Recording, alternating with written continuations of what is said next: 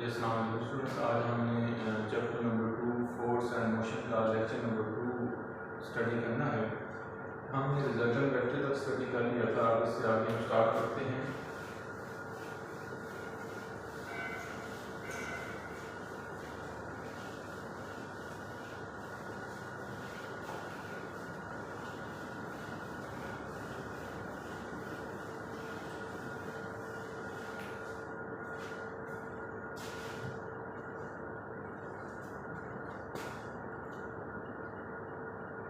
बेटा, अब हमने वेक्टर की एडिशन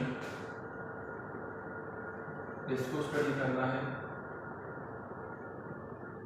वेक्टर एडिशन, क्या हम वेक्टर्स को ऐड कर सकते हैं या नहीं कर सकते? तो यहाँ पर हम एक एग्जांपल लेते हैं। हमारे पास ये एक वेक्टर ए है। अकॉर्डिंग टू वेक्टर रूल इसको वेक्टर बी के अंदर आप ऐड करेंगे और ये हमारे पास रिजल्टेंट वेक्टर है। इस रिजल्टेंट वेक्टर को हेड टू टेल रूल के मुताबिक आप ऐड करके a प्लस बी लिखते हैं, यानी वेक्टर्स को वेक्टर्स में ऐड किया जा सकता है with the help of head to tail rule. अब यहाँ पर ये वेक्टर बी है, इसके मसावी इसके इक्वल एक वेक्टर बी और ड्रा करते हैं। ऐसे ही इसकी लेंथ और इसकी लेंथ बराबर है, उसको वेक्टर ए कह देंगे। अब इसके रिजल्टेंट को आप b प्लस ए इस तरीके से अचीव करते हैं। तो ए को हमने ये देखा कि वेक्टर को वेक्टर में ऐड भी किया जा सकता है। दूसरा, मैंने यहाँ पर एक और लॉ उसको प्रूव किया है कि जो वेक्टर की एडिशन होती है वो कम्यूटेटिव लॉ को ओबे करती है कि a प्लस बी और b प्लस ए आपस में इक्वल आते हैं। जैसे 2 plus 3 is equal to 3 plus 2 करें वो बराबर हैं, ऐसे ही वेक्टर के एडिशन के अंदर कम्यूटेटिव लॉ ओबे होता है। इसको मैं लिखता हूँ, प्रूव भी कर देता हूँ। Consider two vectors a and b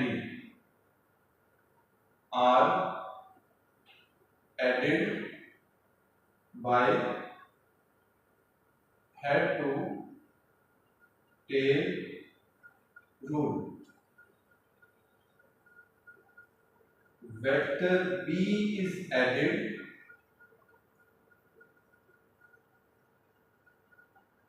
in vector a.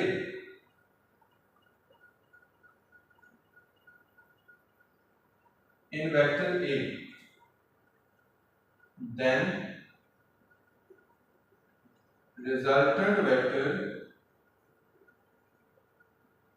is r is इसके बराबर है r is equal to a plus b। इस b को वेक्टर a में हेड टू टेल रूल के मुताबिक ऐड किया तो हमारे पास रिजल्टेंट आ गया r is equal to a plus b। अब वेक्टर b के अंदर वेक्टर a को आप ऐड करेंगे। Now vector a is added in vector b by head to tail rule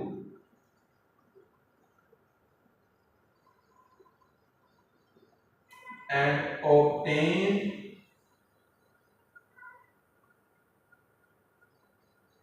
resultant vector is r is equal to b plus a। Equation number 2 आ गई। दोनों को compare कर लें। कंपेयर 1 and 2, इधर भी r है यहाँ भी r है, तो आप a plus b is equal to b plus a लिख सकते हैं। तो ये चीज हमारे पास कम्यूटेटिव लॉ को शो करती है। वेक्टर के एडिशन के हवाले से मैंने आपसे बात किया। वेक्टर की सब्ट्रैक्शन की बात करते हैं।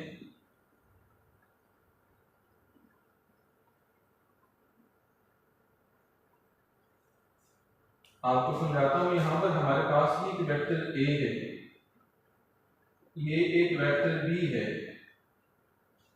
आपको कहा जाता है कि आप a प्लस b करें।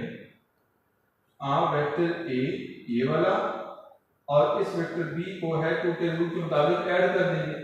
अगर आपको ये कह दिया जाए कि आप a माइनस बी करें, सब्ट्रैक्ट करें, तो वेक्टर a तो ऐसे ही रहेगा, वेक्टर b अगर ऐसे है तो आप उसको ऐसे उल्टा देंगे, इसकी डायरेक्शन को चेंज कर देंगे, तो ये हमारे पास माइनस का b आ गया। इस तरीके से आप इसको सब्ट्रैक्ट करते हैं। अब हम वेक्टर की मल्टीप्लिकेशन को देखते हैं।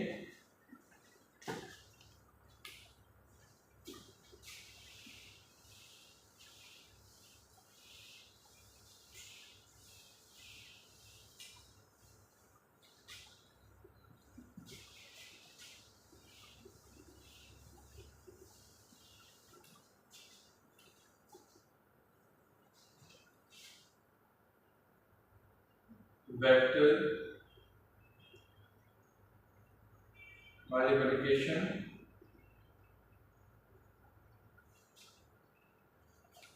हमारे पास ये एक वेक्टर a है। इस वेक्टर को अगर मैं 2a करना चाहता हूं तो मैं क्या करूंगा, जब मैं इसको 2a करना चाह रहा हूं तो मैं इसकी जो टेल है जितनी ये ऑलरेडी मौजूद है इतनी ही मजीद इसमें ऐड कर दूंगा, तो ये इसकी टेल जो है वो 2a और ये एरो जो है वो डायरेक्शन को शो करता है। इस तरीके से आप उसको मल्टीप्लाई कर सकते हैं।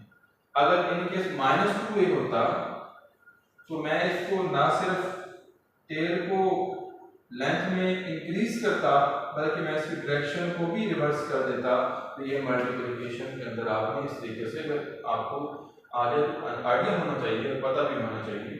अब यहाँ पर बार बार ऐसे भी होता है कि आप किसी फैक्टर को मल्टीप्लाई करें, वेक्टर की टेल पे इफेक्ट हो भी सकता है, इंक्रीज भी हो सकती है और डिक्रीज भी हो सकती है। वो कैसे, मैं एग्जांपल देता हूँ। हमारे पास ये एक वेक्टर a है, अगर इसको मैं 1a से मल्टीप्लाई करूं तो सेम रहेगा, चेंज नहीं होगा। अगर मैं इसको 2a से मल्टीप्लाई करता हूं तो हमारे पास इस वेक्टर की मैग्नीट्यूड जो टेल है वो बड़ी हो गई।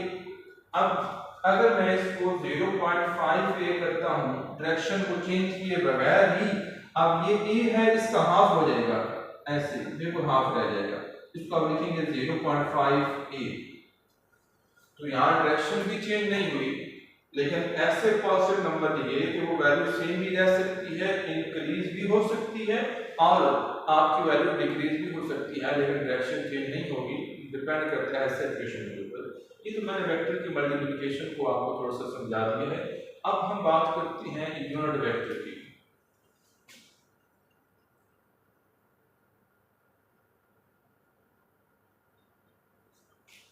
सबसे पहले इसको डिफाइन करता हूं, a vector whose magnitude is 1 and specified direction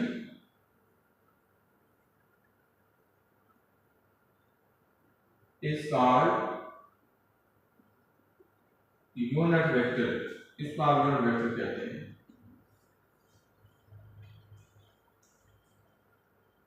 It is denoted by cap। आप कैप डालते हैं इस तरीके से। फॉर एग्जाम्पल अब इसका फॉर्मूला लिखते हैं, वहां पर आपको क्लियर हो जाएगा। A cap is equal to A vector over A vector की मैग्नीट्यूड, ये इसका फॉर्मूला है। मैं इसको समझाता हूँ, अपने पास से रफ एग्जांपल लेता हूँ, आपको क्लियर करने की कोशिश करता हूँ कि मैंने ये चीज़ क्या की है। सपोज आपसे कोई बंदा पूछता है कि आपका घर यहाँ से कितने किलोमीटर के फासले पे है, आप कहते हैं कि 5 किलोमीटर के फासले पे। ये 5 मैग्नीट्यूड है, किलोमीटर उसका यूनिट है।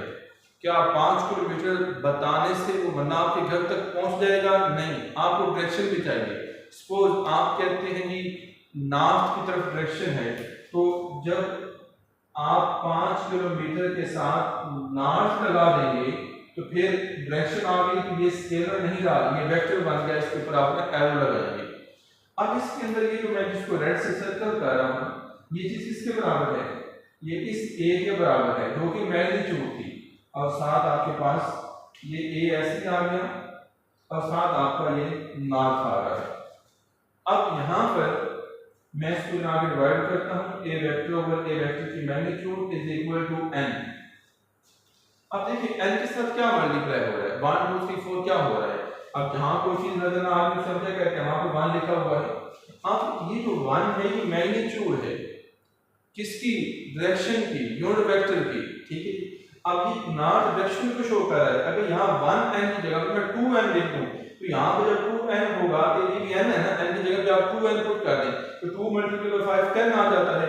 हालांकि घर से फासला तो 5 किलोमीटर है, इसका मतलब यह है कि 2 आप नहीं लिख सकते। अगर आप 2 लिखते हैं तो फिर आपकी वो मैग्नीट्यूड चेंज हो जाती है, जो कि रॉन्ग है। इसलिए आप यूनिट वेक्टर की मैग्नीट्यूड हमेशा 1 लेंगे। तो मैंने डेफिनेशन में लिखा a vector whose magnitude is 1। आपके पास ऐसा वेक्टर जिसकी मैग्नीट्यूड 1 होगी और स्पेसिफाइड डायरेक्शन, वो क्या करता है, डायरेक्शन को शो करता है। ये नॉर्थ का क्या काम है, जस्ट डायरेक्शन को शो करना। तो इसलिए हम जो है डेफिनेशन में कहते हैं कि ऐसा वेक्टर जिसकी मैग्नीट्यूड 1 हो और वो डायरेक्शन को शो करे उसे आप क्या बोलते हैं, यूनिट वेक्टर बोलते हैं। और यहाँ पर ये जो n है ये किसकी डायरेक्शन को शो कर रहा है, इस a की डायरेक्शन को शो कर रहा है, तो यहाँ पर a लिख देंगे। और हमारे पास लिखने का अंदाज के ऊपर आपने क्या बनानी है, तो ये आपके पास यूनिट वेक्टर है जो कि a की सेंस में है, यानी a का यूनिट वेक्टर है जो कि a कैप से शो किया जाता है। तो ये फॉर्मूला यहाँ पे लिखा हुआ है। यहाँ एक एमसीक्यू मेरे माइंड के अंदर आ रहा है, मैं एमसीक्यू साथ ही डिस्कस कर लेता हूँ।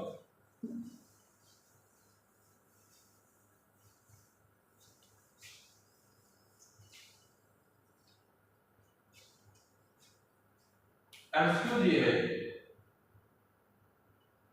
विच इज रॉन्ग,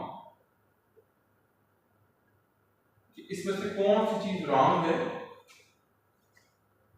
आपको option A B C D, आपने गेस करना है बच्चों कि कौन सा ऑप्शन रॉन्ग है। देखिएगा A unit vector is equal to A vector over A vector की मैग्नीट्यूड, फिर A unit vector multiply by A is equal to A vector, फिर A magnitude is equal to A vector over A vector की A unit vector, और 4 है none of this, इसमें से कोई option ठीक नहीं।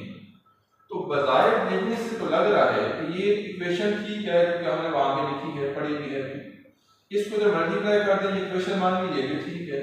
इसको इधर चले लेके चले जाएंगे, नीचे आके डिवाइड हो गया तो इक्वेशन मान की बजाय ये भी ठीक है। लेकिन आपने चीज नोट की, मैंने आपको वेक्टर की एडिशन पढ़ाई, वेक्टर की मल्टीप्लिकेशन भी पढ़ाई, वेक्टर की सब्ट्रैक्शन भी पढ़ाई, लेकिन मैंने वेक्टर को वेक्टर से डिवाइड करना आपको नहीं बताया, क्योंकि वेक्टर को वेक्टर से डिवाइड आप नहीं कर सकते। इसलिए यहाँ पर ये वाला ऑप्शन जो है आप टिक करेंगे, विच इज रॉन्ग, ये वाला आंसर गलत है। ठीक है, बाकी दोनों ठीक है, ये वाला आपका गलत है।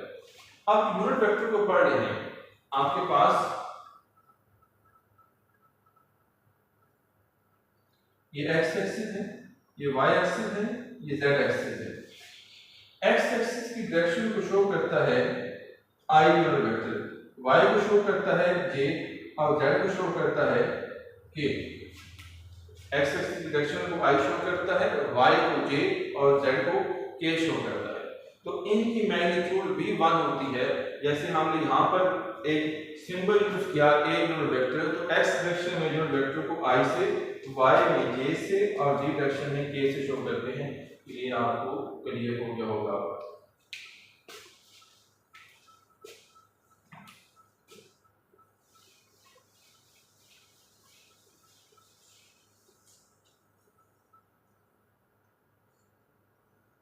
अब हम डेफिनेशन पढ़ते हैं पोजीशन वेक्टर की।